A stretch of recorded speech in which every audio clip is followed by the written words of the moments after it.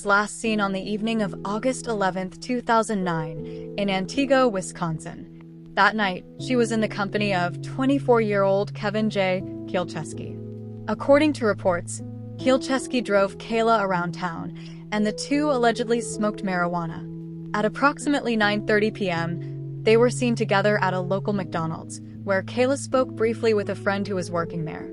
She told the friend she would call later that night. This interaction marks the last confirmed sighting of her. Although many reports suggest Kayla was seen after this point, there is no verification. Kielczewski later claimed he dropped her off at the residence of her 19-year-old boyfriend Miguel on Highway 52 in Wausau, about a 40-minute drive from Antigo. However, he admitted he didn't see her enter the house. There were no lights on, and the home appeared unoccupied. Authorities have questioned the credibility of this account. The house on Highway 52 had been condemned, and Miguel had already moved out. Kayla was aware of this. Just a week earlier, she had attended a party at his new residence. There was no apparent reason for her to visit the former address. Furthermore, investigators have found no evidence, physical or digital, to confirm she was ever in Wausau that night. Kayla wasn't reported missing until 6 days later. Her parents, who are separated, each believed she was staying with the other. The family maintained a flexible arrangement that allowed Kayla and her younger brother to travel independently between homes. Earlier in 2009, Kayla, her brother, and their mother had relocated to Texas. However, homesickness and their father's cancer diagnosis prompted a return to Wisconsin after just 3 months. Following the move, Kayla began socializing more frequently, often attending out-of-town parties and spending time with significantly older individuals. In early August, just days before her disappearance, Kayla and a friend went to a party without informing their parents. They failed to make contact for over a day, prompting both families to begin filing missing persons reports before the girls finally reached out. Initially, police suspected Kayla had run away. Her friends appeared evasive when questioned, giving the impression they might be concealing her whereabouts. However, as time passed without any communication, authorities began to reconsider this theory. Her boyfriend Miguel denied seeing her on the day she vanished.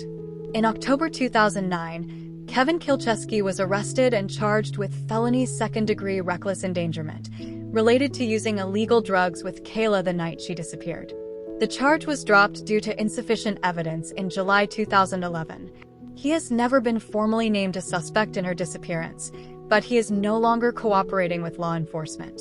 Kayla was a dedicated gymnast and had been excited to join her school's gymnastics team. At the time of her disappearance, she did not own a cell phone or a computer and had limited internet use.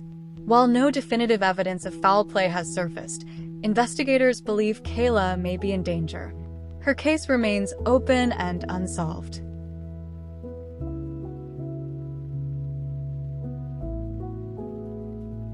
On August 18, 1993, 12-year-old Sara Wood was last seen riding her pink and white mountain bike to her family's home on Hackadam Road in Frankfort, New York. She had just attended summer Bible school at Norwich Corners Church, located at the intersection of Roberts Road and Grafenberg Road, less than a mile from her house. Before heading home, Sara picked up several items from the church, including a songbook, poster board, and a few 8x10-inch plastic transparencies. Witnesses saw her safely make her way down Roberts Road. She was last seen pedaling up a steep hill on Hackadam Road, just 0.4 of a mile from her home. Later that evening, a neighbor found Sara's bicycle and the church materials abandoned in a wooded area several hundred feet off Hackadam Road. The bike was propped against a tree, and the supplies were scattered nearby. Sara herself was nowhere to be found, and she has never been seen again. 3 years later, in 1996, 45-year-old Louis S. Lent Jr. was charged with Sara's abduction and murder. He had previously pleaded guilty to the 1990 kidnapping and murder of 12-year-old James Bernardo in Massachusetts. During the investigation, Lent confessed to abducting Sara and claimed to have buried her body in a clearing near Raquette Lake in the Adirondack Mountains, near the town of Inlet. He knew unreleased details about her disappearance, including specifics about her clothing and the condition of her bike, such as the broken chain and the fact that it was too large for her. Lent even provided authorities with a hand-drawn map of the supposed burial site. However, despite extensive searches, No trace of Sara was found in the area. Lent eventually admitted that he had lied about the location. He then refused to reveal where Sara was really buried, saying another body was buried nearby and he didn't want that one discovered. Although Lent later recanted his confession, he was still convicted of Sara's abduction and murder. Her remains have never been found. In 2013, Lent also confessed to the 1992 murder of James Jamie Lusher, whose body is also missing. Though he has not been formally charged in that case, witnesses placed Lent near the area where Lusher disappeared. In response to their daughter's disappearance, Sara's family established the Sara Anne Wood Rescue Center, which was later renamed the Mohawk Valley branch of the National Center for Missing and Exploited Children. Due to the nature of the case and Lent's criminal history, foul play is strongly suspected. Sara's case remains officially unsolved.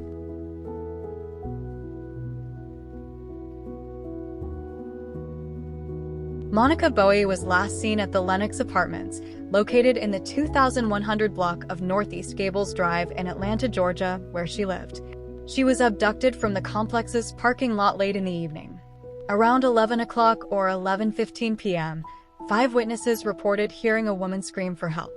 They then saw a maroon 2002 Mercury Sable speeding away from the scene. Inside the vehicle were 2 men believed to be in their late 20s to early 30s. One of the men was described as heavy-set and bearded.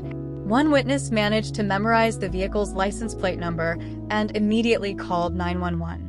When police arrived at the scene, they discovered scattered personal items, including a green women's jacket, jewelry, a manila folder, a broken perfume bottle, a container of chicken wings, a pair of eyeglasses, and 2 broken fingernails, indications of a struggle.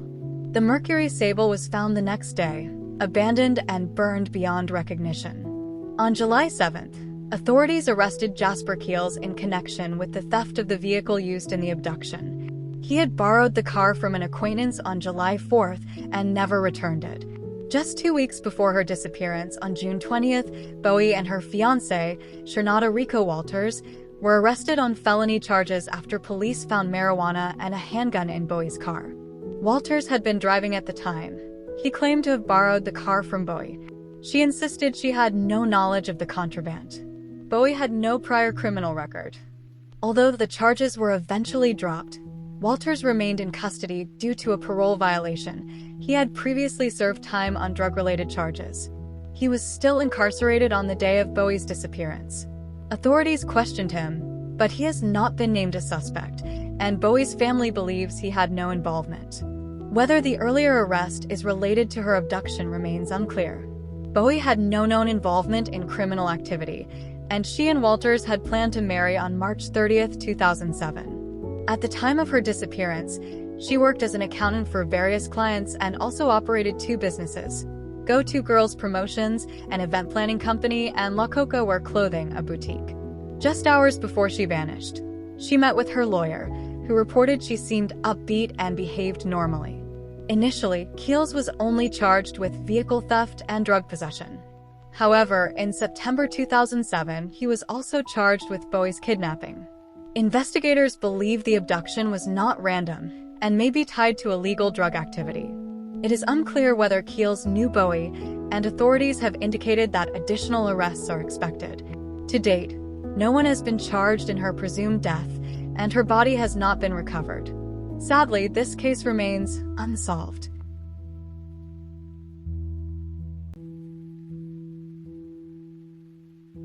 Cassandra, a Native American woman, was last in contact with law enforcement on August 7, 2019, in Anchorage, Alaska.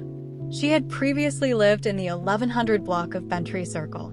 Although she faced personal struggles, including issues with alcohol and periods of unstable housing, Cassandra was known for always staying in touch with her family, as well as the adoptive and foster parents of her 7 children, despite having lost custody of them.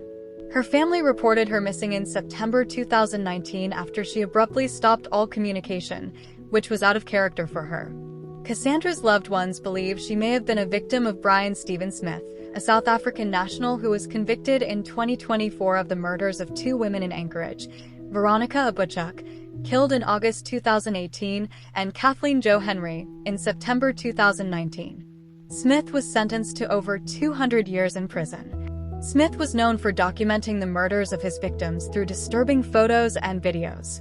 After his arrest in October 2019, police recovered his cell phone, which contained graphic images of an unidentified woman, blood-stained and lying on the ground, apparently unconscious or deceased. When questioned, Smith claimed he had picked up a woman who passed out, so he left her outdoors. In July 2024, Cassandra's cousin filed a petition in Anchorage Superior Court to have her declared legally deceased. She stated she recognized Cassandra as the woman in the recovered photographs, identifying her by a distinctive tattoo on her neck. Despite this claim, authorities have not confirmed the woman's identity or whether she was indeed dead. As of now, Cassandra's case remains officially unsolved.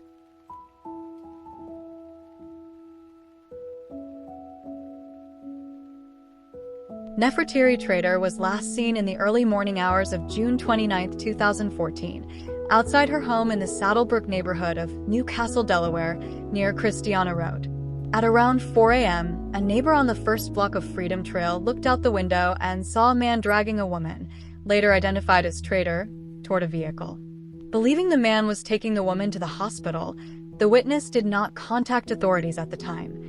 Later that day, at approximately 6 p.m., Trader's mother visited her home after she failed to return from work as expected. On the front porch, she found a pack of cigarettes, a cup of coffee, and a single unopened condom placed on a chair.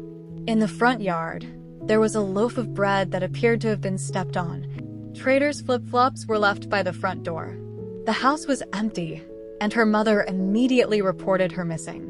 Trader's family believes she had stepped out briefly to visit a nearby convenience store and was abducted from her front porch and forced into her own vehicle, a silver 2000 Acura RL, with a Delaware license plate upon returning home.